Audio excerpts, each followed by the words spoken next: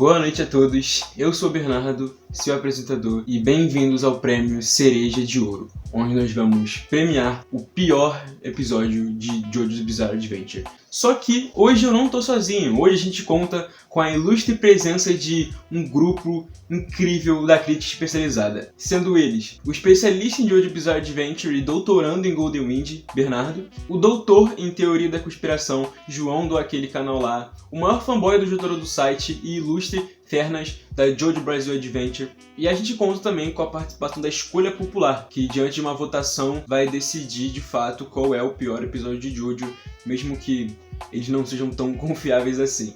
Então já prepara sua pipoca, pega sua coquinha gelada, pega um pedaço de pizza, que hoje o vídeo vai ser longo. Então vem comigo, vem me acompanhar nessa jornada incrivelmente tosca.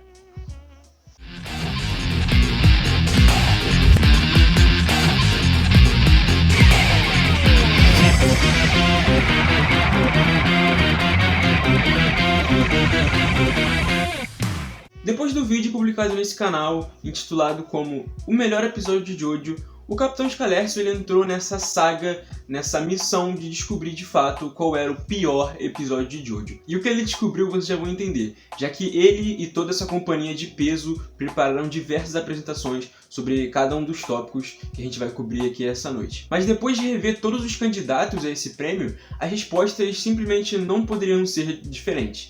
Então, os indicados ao prêmio Cereja de Ouro dessa noite são O Pivete do Junkin Vem Aí, parte 4, Roda da Fortuna, parte 3, e por último, mas não menos importante, A Imperatriz, parte 3. Vale ressaltar que esses episódios foram escolhidos em conjunto da comunidade e da própria experiência do dono desse canal, então as escolhas não foram apenas da crítica especializada. E para definir quem poderia ou não entrar nesse prêmio, foram definidos alguns critérios para poder entrar nessa noite tão especial. Esse sendo que o episódio só poderia conter uma parte, então episódios duplos foram descartados, mas se você acha isso estúpido ou idiota, comenta aí nos comentários que a gente traz de novo o pior arco de JoJo ou alguma coisa do tipo. Os outros critérios eram mais simples, eram basicamente ter uma memória ruim sobre o episódio, ou a stand em si do episódio ser ruim, ou o inimigo ser ruim, coisas desse tipo, ter um episódio meio entediante. Tudo isso esclarecido, eu vou passar a minha palavra para o Capitão Escalércio, que preparou uma apresentação incrível sobre o primeiro tema da noite, que é o Pivete do Junkin Vem Aí. Então daqui a pouco eu volto para dar seguimento à nossa noite e pra gente apresentar os outros convidados. Então, vai lá, capitão. A massa. Primeiramente, eu tenho que agradecer ao Bernardo pelo convite de estar nesse evento tão grande e pela oportunidade de fazer essa apresentação tão importante junto de uma galera tão especial. E como ele disse anteriormente, depois de publicar o vídeo sobre o melhor episódio de JoJo, eu entrei nessa missão de descobrir o oposto. E isso começou com um post na comunidade que pegou um engajamento enorme e tiveram muitas respostas, que eu discordo de muitas, e depois de rever todos os episódios dessa lista, eu discordo de praticamente todas, mas quando eu penso no pior episódio de JoJo, o primeiro que veio à minha mente foi o menino do Junkin, porque eu tinha uma memória horrível desse episódio, e eu lembro que na época que eu vi eu achei péssimo e horrível, e eu decidi que eu nunca mais queria tocar naquele episódio. Mas aí calhou que pra fazer esse vídeo eu tive que rever, e pra ser sincero, eu não achei ele tão podre assim. O episódio tem uma trama extremamente enche-linguiça, pra compactuar ainda mais com isso, ele começa de uma forma meio séria, onde mostra o pai do Kira procurando um usuário digno pra flecha, enquanto o Rohan tá na estação de trem fotografando homens suspeitos na busca do Kira. O negócio começa a ficar meio duvidoso quando a Flash escolhe aquele moleque insuportável como digno do poder de Mistend. É aí que o episódio fica meio descaralhado. O Rohan tá de boa falando com o Joseph sobre a situação e o Pivete chega pedindo pra jogar pedra, papel, tesoura com ele. E como o Rohan não é dos mais simpáticos,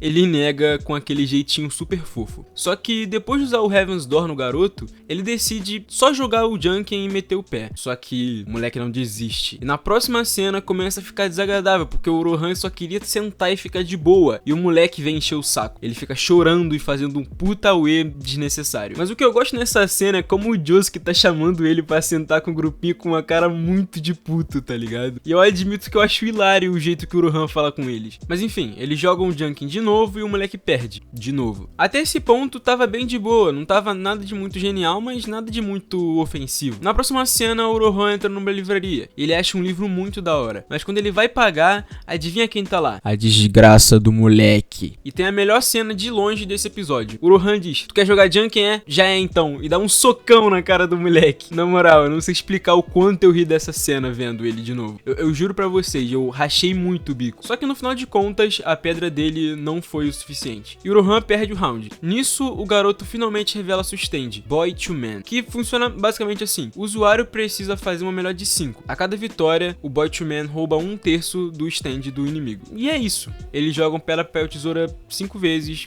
com o stand em jogo. E eu acho que esse meio que já é o defeito dele. O stand não é dos mais interessantes, nem o design salva, e o pivete é muito chato. E pelo fato de eu mesmo não gostar muito do Rohan, torna ainda mais infeliz um episódio que já não tem uma trama das mais interessantes, já que a premissa do Junken por si só já é extremamente simples. Eu tenho que reconhecer que a tensão no episódio é muito boa, o ápice dele é muito bem feito. O jeito que o Rohan consegue passar a perna no moleque e mudar o rumo do conflito é simplesmente absurdo. Nem eu lembrava que era tão da hora assim. Sem contar que o final do episódio de todo mundo procurando a Shizuka, até o pivete, é um alívio cômico muito bom. Foi uma forma muito legal de deixar um gosto bom na nossa boca depois de toda a tensão. Então, eu diria que, no final das contas, o saldo foi bem positivo, vai. Isso é uma coisa que eu gostaria de dizer pra todos os episódios dessa lista, mas eu não posso falar pelos meus amigos. Mas um dos piores inimigos dessas ideias bestas que o Araki tem é o tamanho das partes. Se Jojo fosse organizado de uma forma que toda parte não parecesse um corredor infinito de batalhas, onde a gente tivesse um tempo pra respirar entre uma coisa e outra, essas ideias bestas e esses inimigos completamente idiotas não seriam tão ofensivos de uma forma geral. Puxando pro meu anime favorito, por exemplo, Soul Eater, onde a história é organizada de forma a ter grandes arcos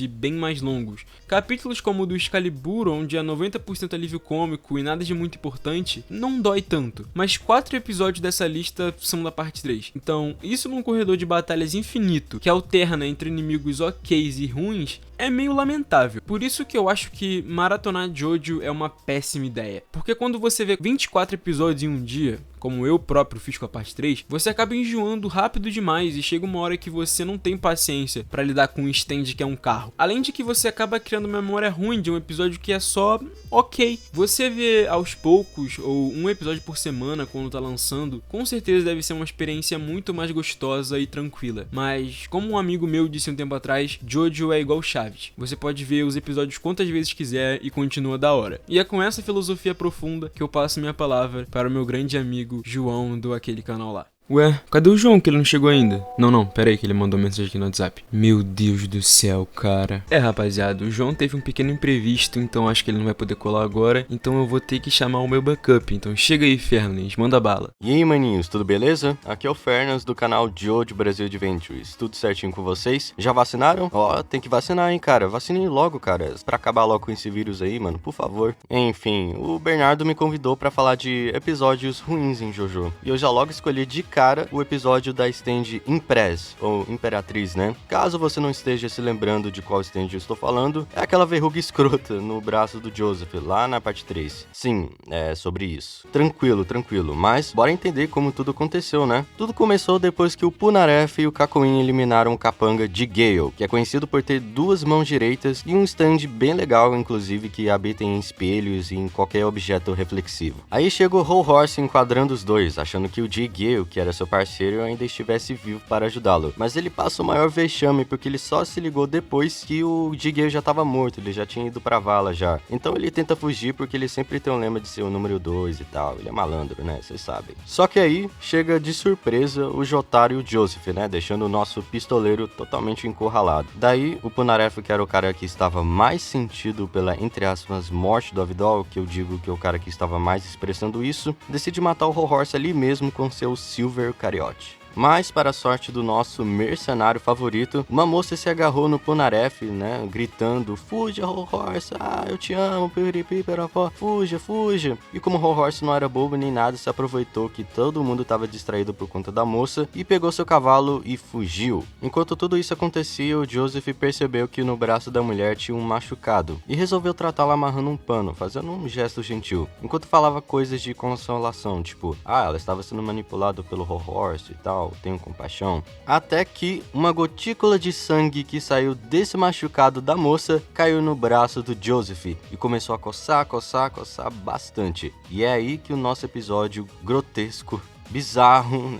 Jojo, né? Fazer o quê? Começa. O episódio inteiro é essa verruga desenvolvendo. Eu vou falar verruga porque eu tenho dificuldade de aceitar que isso é um stand. Criando forma, criando rosto, com dentes afiados, até ela tomar uma forma humanoide e virar a imperatriz que a gente conhece. E isso deixa um ambiente agonizante e extremamente irritante. Pô, cara, até a imperatriz na forma inicial, que era só uma manchinha, tá ligado? Parecia aquelas batatinhas fritas com um rostinho, tá ligado? Você sabe do que eu tô falando. Conseguiu arregaçar o médico com um bisturi quando o Joseph foi na consulta, porque tava insustentável. Eu não sei como ela não matou o Joseph.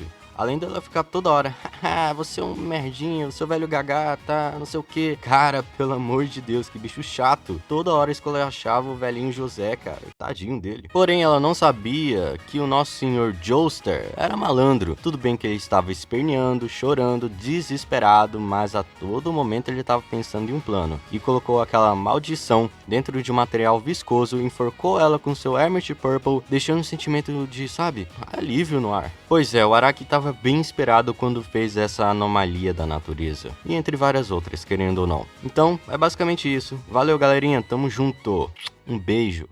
Pois é, molecada, deu ruim, mas eu finalmente cheguei. O Bernardo me convidou pra falar sobre o pior episódio de JoJo, na minha opinião, e eu resolvi escolher o episódio Roda da Fortuna, que é o 13º de Stardust Crusaders. Eu escolhi esse episódio porque pra mim ele sintetiza tudo que tem de errado na parte 3. Então, vamos lá. O episódio começa com o narrador explicando que os Crusaders estão saindo da Índia e indo em direção ao Paquistão. Nisso eles começam a falar sobre como foi ter ficado na Índia, e o Polnareff diz que pretende retornar lá um dia pra providenciar um enterro digno pro Vidol. E aí todos os cruzeiros ficam meio tristes, se lembrando dele, e é uma cena bem legal até, porque mostra o peso da morte do Avidol, mas que acaba perdendo todo o peso quando você se lembra que na verdade ele tá vivo e que todo mundo sabia disso, menos o Polnareff. Então o ponto positivo meio que vai por água abaixo. Nisso o Polnareff se irrita com um carro que tá lento demais e ultrapassa ele. Nisso ele acaba encontrando a Annie, que tá pedindo carona. Vocês se lembram quem que é a Annie? Pois é, eu não lembrava dela até reassistir esse episódio. Ela é aquela mina chata que tinha um crush no Jotaro e que tá na história só pra ser a donzela em apuros. A Annie fica lá sendo irritante por alguns minutos e aí o carro reaparece. Ele ultrapassa eles e depois fica jogando areia no carro dos Crusaders. Aí ele acaba deixando eles ultrapassarem ele novamente, mas era tudo uma armadilha e eles quase batem num caminhão, só que eles são salvos pelo Star Platinum. É engraçado que eles meio que deixaram o motorista do caminhão no meio do cu de Judas, com o carro todo destruído, e vão embora como se nada fosse por sugestão do Jotaro. E a Annie ainda acha super legal isso, porque ela tem um crushzinho no Jotaro. E eu sei que os dois são adolescentes, mas é muito estranho você ficar vendo uma Loli dando em cima de um maluco que parece o Stallone. De qualquer forma, o carro entorta uma placa e faz os Crusaders irem para um caminho errado.